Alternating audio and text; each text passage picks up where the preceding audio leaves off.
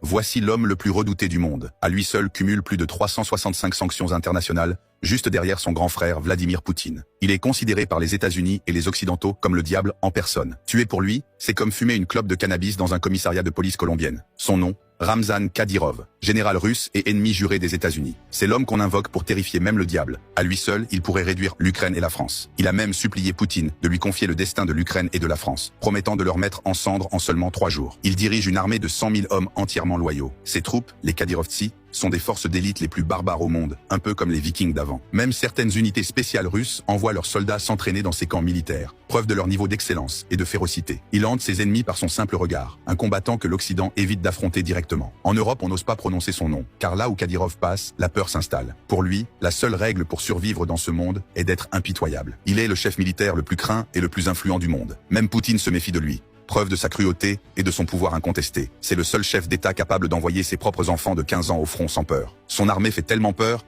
que les Occidentaux la décrivent comme impitoyable, redoutable et incontrôlable, annihilant tout sur son passage. Imaginez un instant, Piotr Tolstoï président et Ramzan Kadyrov, chef d'état-major. Le chaos serait inévitable.